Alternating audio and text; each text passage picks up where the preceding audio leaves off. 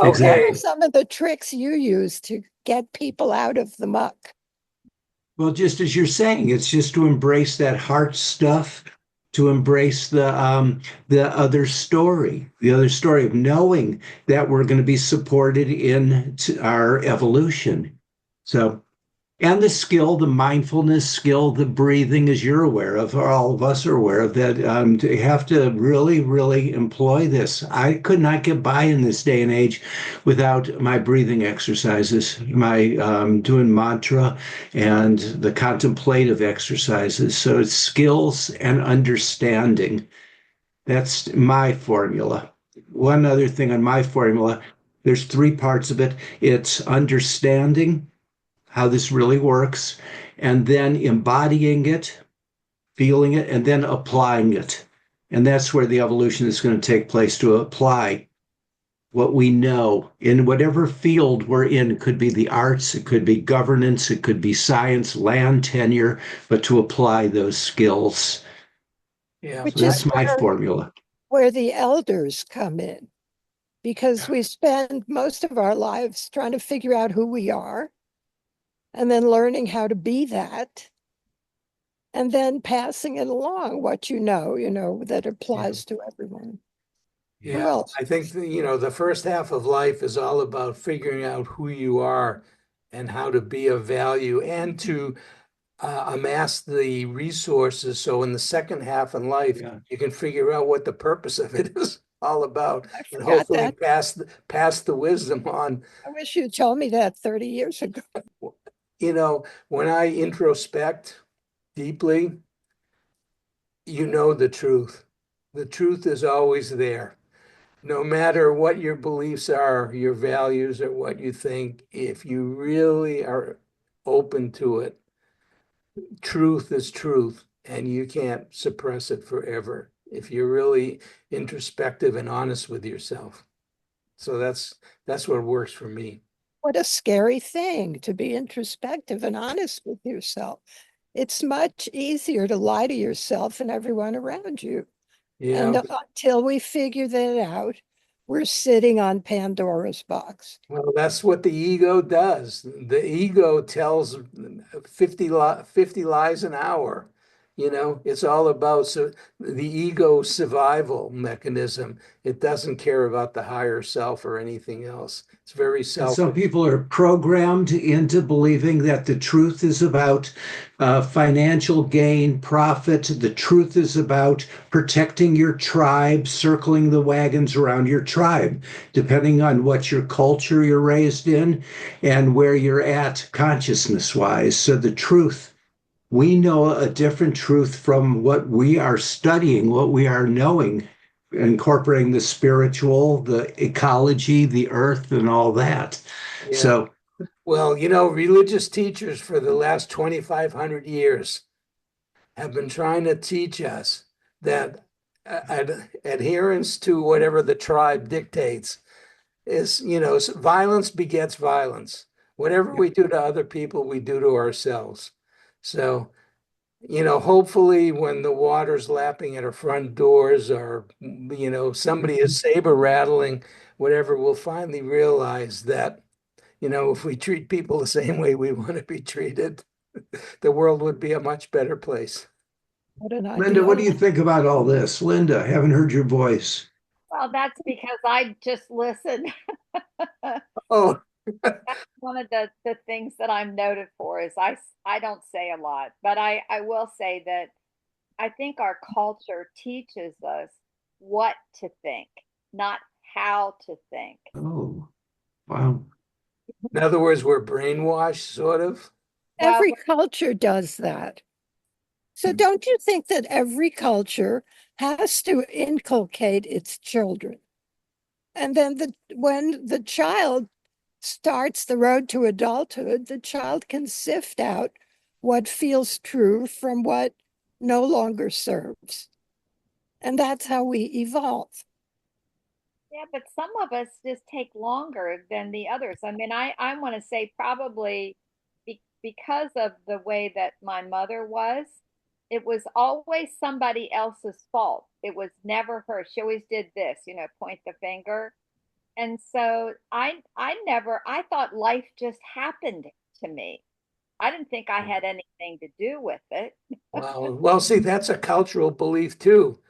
I mean, you basically, as soon as I say that it's somebody else's fault, it sets off Mm. a trigger in me because usually we don't like in other people what we don't like in ourselves. You have to learn that. That's not something that they tell you. Those are the kinds of No, things that can set you free. When you start looking at your cultural assumptions Yes, and the way yes. that your parents raised you and the things that you take for granted, and you realize they're all malleable. They can all be different. They can be changed. They're different in other cultures for other people. So then you start to gain agency. And then you yes. get to give yourself a certificate of adulthood. The Catholic Church figured that out a long time ago. Give me an infant, and by 6 years old, I'll make a lifelong Catholic. That's true. Because at that age, we have no ability to judge what's being programmed into our minds, and we Like just accept it, whatever it is, and then it becomes habituated, and then it's always the other person whenever something goes wrong. It's never the self. what I Because said. it, That's where we're evolving into knowing a higher consciousness of our unity, our oneness, beyond our tribe, beyond our religion, and all that. When you're raised in a fear consciousness that if you believe anything else, you go to hell, and everybody's telling you that in your family, your neighborhood, your church, and all that. It takes a lot of guts to really go beyond that and to start questioning that, which I think many of us have and many in the world do now. They're questioning their limited, as you say, Carol, the cultural assumptions. I think more and more people are starting to question that, which is an evolutionary trait for our future.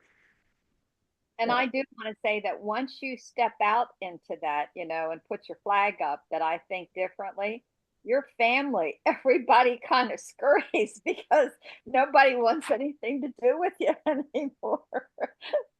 It's hard. You have to find a new tribe. Okay. Yes, tribe of choice. either Yeah. that or figure out a way to bring the old one along with you. Oh, I got to tell you, I have tried that. That did not Yeah. work. Yeah, not the easiest thing in the world to do, that's for sure. So, Only, Linda, can't they love you and accept that you have different beliefs and just allow those beliefs to be you? oh no, they just look at me and say, "Oh God, there she goes again." No, yeah. Interesting. After Okay. all these years, wouldn't you think? The only one who ever has is my daughter. So she, God, and she is so precious. isn't she? And Oh my God, she's a real high being. yeah, Yes. That just shows you when you put somebody in a nurturing environment and they grow up in that environment their whole lives, that's how they turn out. yeah, Yeah. I started to write about that interest. You'll find this interesting. This is unique. Privilege. You've heard of white privilege, male privilege, and all that. I think the greatest privilege is a stable, loving home. yes, People that are raised in a stable, loving home, we are the privileged ones that we don't have that initial wounding often. Very true. Often, sometimes it develops, but that's a real privilege to have been raised in a stable, loving home. Although I will say, growing up, I had some difficulties in my childhood, especially getting along with my mother. She was the dominant one in our family, and because of that, I definitely had some woundedness that I had to overcome. But sometimes being wounded forces you to look for solutions to get out of that woundedness also. So, that may be a good thing. It's somebody in the middle who doesn't know they're in a family that's not really that loving, that things are done for ulterior motives and a little manipulative maybe in the process. They're the ones who have a hard time distinguishing when they're in an environment like that. At least that's my experience. Well, each, we each get what we get with more or less stress, and perhaps we've earned it, who knows, from previous lives or whatever. But there it is. That's the situation you're presented with. That's the stage for your hero's journey.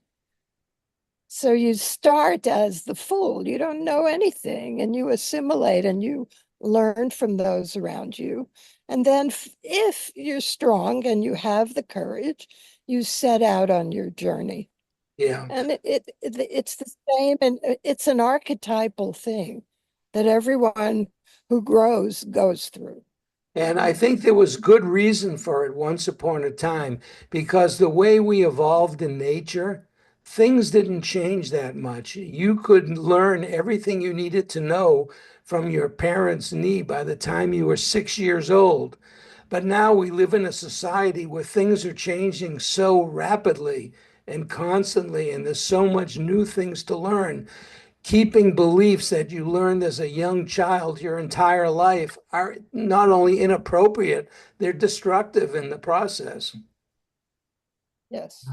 Some things, sometimes you learn the value system, though, that can go on into your adulthood. You learn the value of respecting peoples and the value of being kind, etc. So those can go on. The value of the golden rule: do unto others as you would have them do unto you. We all live Read by that. somewhere a platinum rule or something, a different rule to do unto others as they would want done unto them, that it supersedes the golden rule. I'll have to look that up and bring that up again. It's a rule that it's not as we would want to do unto us, because this is what I would want, but they might want something different. So it's a different rule beyond the golden rule.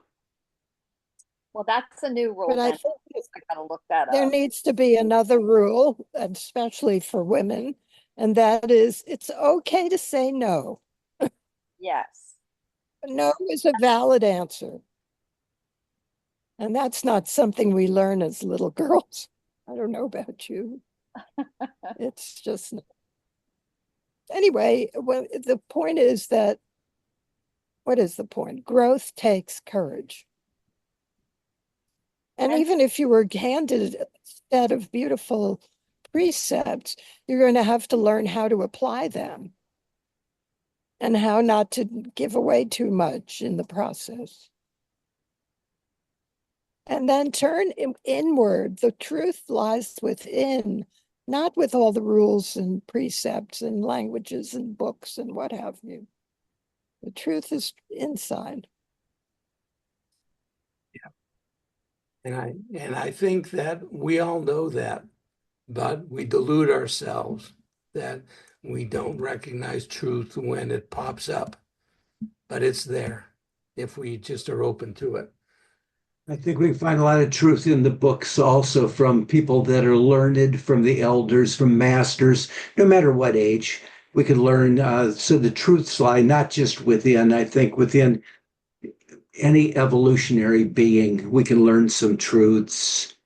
I like to think so. I It's may be wrong. very interesting. Our knowledge about the world has increased, so many times over the last 3 or 4 thousand years. But the knowledge of how people need to treat other people and react, the ancient wisdom teachers have been saying it for thousands of years. Yes. That's knowledge that just doesn't change with technology or time. It lasts forever.